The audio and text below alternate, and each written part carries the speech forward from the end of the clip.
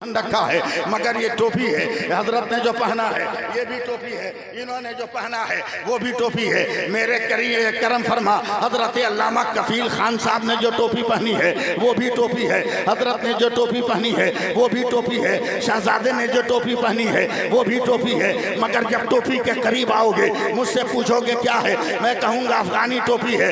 इनसे पूछोगे अल्लामा आलम क्या है, कद्दूफलिया टोपी है। कफील साहब से पूछोगे क्या है, बोला रामपुरी टोपी है। हजरत से पूछोगे कौन टोपी है, कहेंगे बरकाती टोपी है। शहजादे से पूछोगे कौन टोपी है, वो कहेंगे इंडोनेशिया की टोपी है। जैसे जैसे करीब आओगे नाम बदलता जाएगा, मगर पुकारा एक लफ्ज से जाता है। अब जगदीश पारो अपनी समात को बुलंद करो। पानी पानी पानी पानी पानी जब आसमान से जमीन पर आता है उसे बारिश कहते हैं। यही पानी जब जमीन से आसमान पर जाता है उसे भाफ कहते हैं। यही पानी आसमान से जमीन पर जब जमा हुआ गिरता है इसे ओला कहते हैं। यही पानी जमीन पर गिर कर जम जाए तो इसे बर्फ का टुकड़ा कहते हैं। यही पानी गिर के बह जाए तो दरिया और नहर कहते हैं। यही पानी गिर कर इकट्ठा हो जाए तो इसे झील और तालाब कहते हैं। यही पानी बदना से निकले, बदना का पानी गिलास से निकले, गिलास का पानी बोतल से निकले, बोतल का पानी फ्रीज से निकले,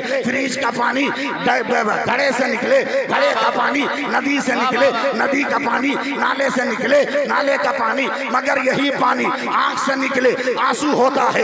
यही पानी बदन से निकले पसीना होता है। यही पानी फूल की पत्ती से टपके शबनम का कतरा होता है।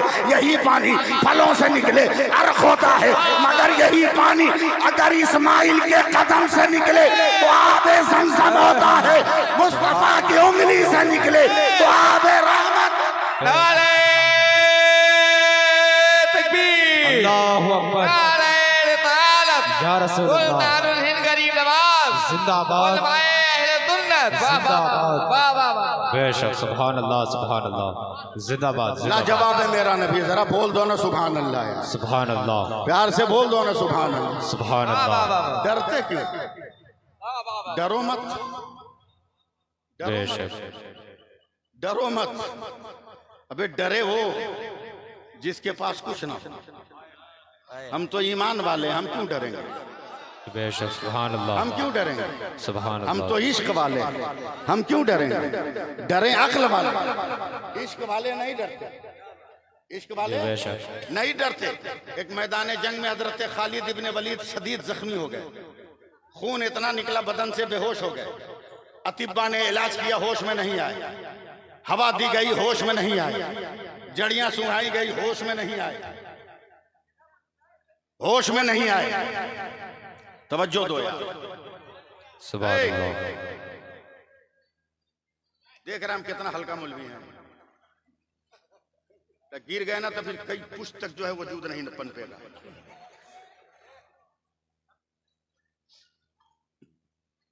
सुभान अल्लाह को हाथ उठा कर या रसूल अल्लाह को, या रसूल अल्लाह। क्या बोल रहे थे? जहन से बात निकल गई। हाँ, हजरत खालिद इब्न वलीद होश में नहीं आ रहा। मेरे नबी को खबर मिली, मेरे सरकार फौरन नालैन को पहने चले हैं मैदान जंग में। जैसे ही हजरत खालिद इब्न वलीद के सराहने खड़े हुए, उठ के खड़े हो गए, कहा मेरी तलवार कहाँ है? लोगों ने कहा अभी तो तुम होश में नहीं आ रहे थे, मगर सरकार के आते खड़े कैसे हो गए? कहा मेरी सांसों को जिस खुशबू का इंतजार था वो खुशबू नहीं मिल रही थी, सरकार आए हैं तो खुशबू का एहसास। सुभान अल्लाह, जिंदाबाद, जिंदाबाद, वाह वाह वाह। अरे वो सुभान अल्लाह। जिनके पास कुछ नहीं। मौलवियों को इतना हल्का भी मत लेना। बेशक, दुनिया के सब खूबसूरत नौजवानों का निकाह यही मौलवी पढ़ाते हैं, समझे? हल्के में मत लेना। यही तो दुनिया में एक मर्द हैं, वरना तेरी औरतें तो तुझे तेरी औकात बता दे। तेरी औरतें तुझे तेरी औकात बता दे। हर मुस्लिम औरत जानती है हजरत के मर्द से पर्दा करना, गैर मर्द से पर्दा करना जरूरी है। मगर हजारों बेगा दाढ़ी के लोग रहते हैं, कोई औरत नकाब नहीं गिराती है, मुंह खोल के घूमती रहती है। लेकिन जहां एक दाढ़ी वाला गया फट से गिरा लिया। बोला क्यों गिरा लिया? बोला मर्द आ रहा।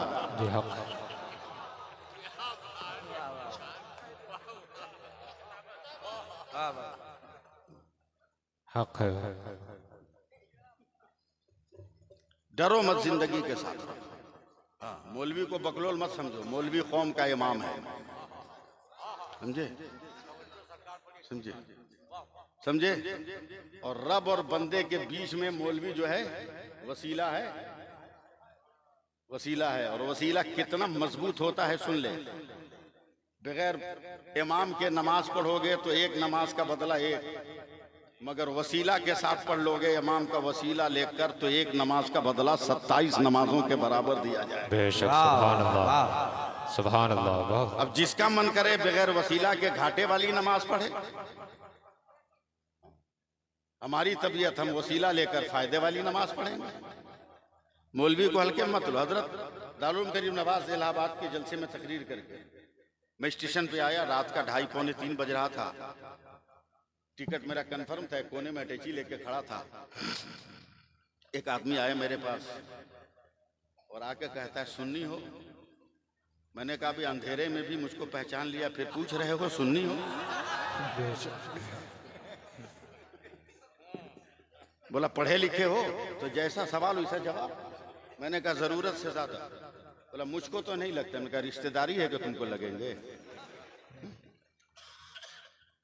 बोला काहे नहीं लगते पढ़े लिखे? बोला अभी तो तुम सलाम पढ़ रहे थे। मैंने कहा बिल्कुल, अल्लाह ने इसीलिए पैदा किया, इसलिए पढ़ रहे थे, जैसे को तैसा।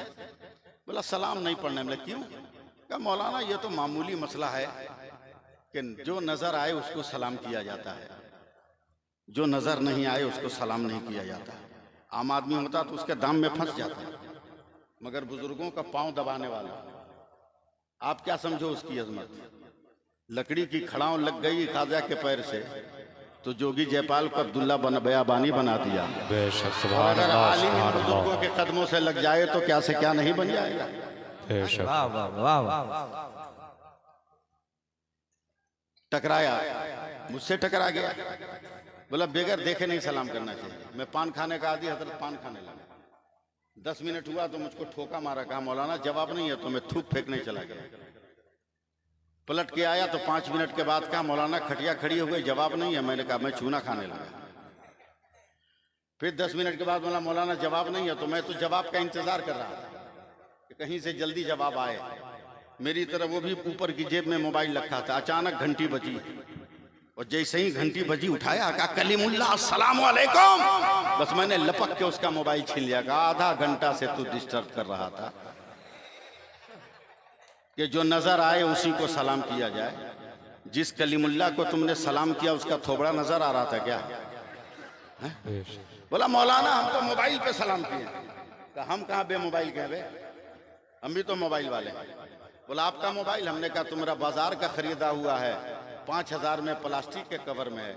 मैं पैदाइशी तौर पे मोबाइल लेके आया, इसलिए चमड़े के खोल में। बेशक सुभान अल्लाह, ध्यान सुभान दो। अल्लाह। बोला कहाँ है? मैंने कलेजा ठोक कर कहा चमड़े के अंदर मेरा मोबाइल है। कहा मौलाना फंस जाओगे। हमने कहा फंसा के देखो। कहा मेरा मोबाइल तो बाहर है, घंटी बजती है तो समझ में आता है कॉल है, तुम्हारा मोबाइल तो भीतर है, घंटी की आवाज कैसे सुनोगे? तो मैंने धक्का दे के कहा हट पागल कहीं का, हमने वाइब्रेशन में रखा है, दिल धड़कता है तो समझते हैं मदीने से हवा आई है, तो पढ़ देते हैं मुस्तफ़ा जाने रहमत पे लाखों सलाम, शमे बज़्म हिदायत पे लाखों सलाम, शहरे यारे हरम ताजदारे हरम नौबहारे शफाअत। जिंदाबाद जिंदाबाद। जी लगाइए, कहिए सुभान अल्लाह, सुभान अल्लाह, और मोहब्बत से कहिए सुभान अल्लाह, सुभान अल्लाह। बस थोड़ी देर और बर्दाश्त कीजिए। आधा तो हो ही गया, आधा और बर्दाश्त कर लीजिए। उसके बाद तो फिर काज़ी मिल्लत का खिताब सुनिएगा। हम और आप जिस दौरे हयात में जिंदगी गुजार रहे हैं ना, बहुत कठिन दौर आ रहा है, बहुत कठिन दौर आ रहा है। अब इसको मोहब्बत के मतवालों राह मुस्तकीम पर ले आओ और हिदायत के रास्ते पर चल कर जिंदगी गुजारो। अब दुनिया के पीछे पीछे भागोगे तबाह बर्बाद हो जाओगे।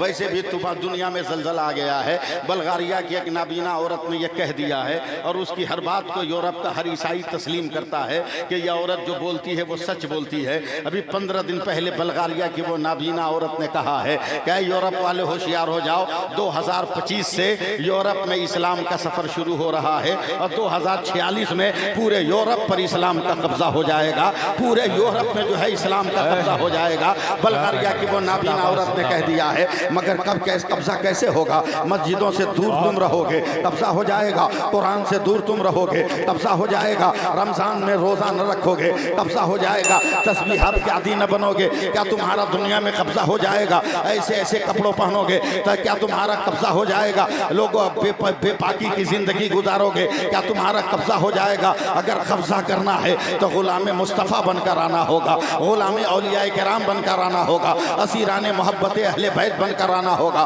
फिर देखना कि तुम्हारी अजमतों का झंडा कितनी बुलंदियों पे जा रहा है।